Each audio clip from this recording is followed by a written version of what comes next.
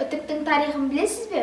Бүгінгі тұрмыстық техниканың ішіндегі ең жауапты қызмет атқаратын үтіктерсіз жағдайым сәл қиындау болар ма еді? Кім білсін. Бірақ үтік ол кезде де болмады емес. Сонда ол кездегі адамдар мыж-мыж киіммен жүрген бе? Жоқ, әйтеуір бір амалын тапқан. Бүгінгі үтіктің кешегі сұхбаты қалай болды екен? Сіздермен бірге мен, Әбдіразақов Нұржан Октябрьұлы, нөмірі 279 орта мектебінің 6 сынып оқушысымын.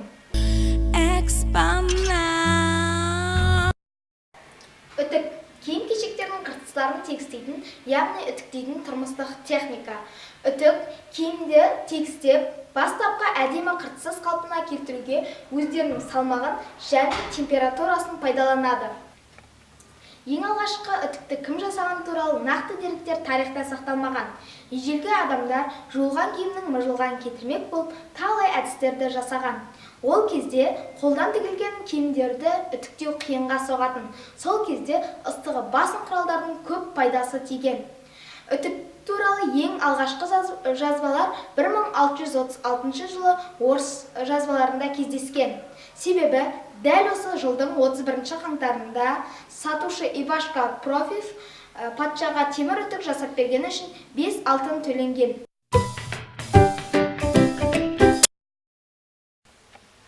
Мәселен, алғашқы үтіктер шойыннан не қоладан құйылған. Оларды киім үтіктеуге өзінің арнайы шоғы немесе ыстық көмір салған. Сол арқылы ол киімді тегістеп көмек берген. Бұл үтіктің бұл түрі 18 ғасырда пайда болып, 20 ғасырдың 60 жылдарына дейін қолданыста болған. Бірақ ол кезде де тоқ үтіктер болған. Бірақ онымен қатар шоқ үтікте қолданыста жүре берген. Арнайы үтік жасауға арналған құралдар мен зауыттар пайда бола бастады. Ол кезде темір үтіктің бағасы тым жоғары болатын. 19 ғасырда француздар арнайы ыдысқа шоқ немесе ыстық көмір салу арқылы киімді үтіктеген.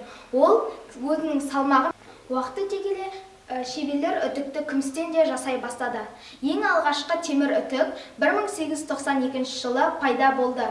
Және бұл электрлі үтік болып саналды. Бұл үтіктің сан түрі сөйтіп өмірге келді.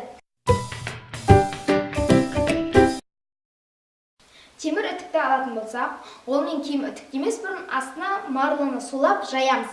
Себебі бұл үтіктер қатты қызады. Ал қазіргі үтіктер ол заманауи. Оларды қолдану өте қарапайым.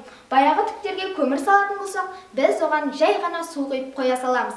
Себебі ол арнайы түймелер арқылы су шашып бу шығарады. Үтік дейсің үнемі киіміңді кимейсің ғой жуасап көрінгенді. Үтік теліп тұрса егер үстіңдегі көне киім екені білінбейді.